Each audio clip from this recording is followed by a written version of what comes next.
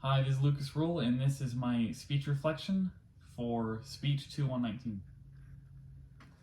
How I manage anxiety. So, first off, I'm very comfortable with speaking in front of the camera now. I'm a lot less nervous than I was when I first started the class. I can just kind of go with the flow, like me asked to do a task and just speak freely. It does take more time for me to get the speech together, but I can do it freely and comfortably without much nervousness. How I manage anxiety, I would review the slides twice, but I also would look at the speech for the content and not what I'm saying, because I don't like my voice that much. But because of that, it would cause me to review speeches that were perfectly fine and criticize them, making me spend more time redoing a speech. I just learned to get over it. I was like, listen to the words, not the voice. So, speech tips. Read over your slides, which I probably should have done at least one more time as you saw me look at that slide. Don't stutter during your speech. That'll ruin the quality of it. It'll make it a lot harder for your audience to want to listen to you. Stuttering, using words like or in a pause for speech. It's better just to say nothing if you do have a moment of lag, or change the speed at which you're speaking, so you can go back and think about what you're going to say next without making it obvious to the presenter.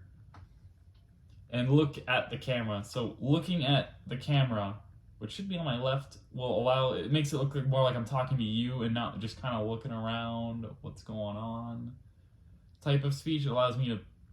It makes it feel more personal for the viewer. It looks like I'm talking at you. That's actually what the presidential speeches do. They look at the camera, even though what they're saying is completely made up. It looks more authentic because they're looking at you. So this is Darte's presentation ecosystem. First is the message, what you're trying to convey.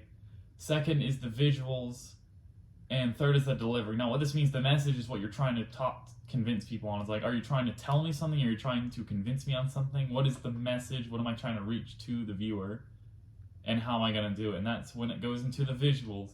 How am I going to show the viewer? How am I going to convince the viewer? What type of visuals will my presentation employ to show you what I'm trying to get across? And the delivery. How you present in front of them. You can have a perfect presentation. If your delivery is bad, it's going to fall apart. But if you have a bad presentation, a good delivery will make it look good.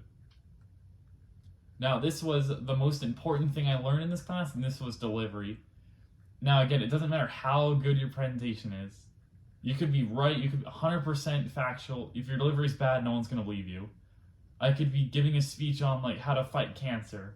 And if the speech is bad, people are going to have no confidence. Even if it worked 100% of the time, if I present it poorly, it won't get across. So it's very important to present your ideas critically and clearly, and make sure your delivery is good. So, because one day there will be something you make that is good, and you need to get that point across.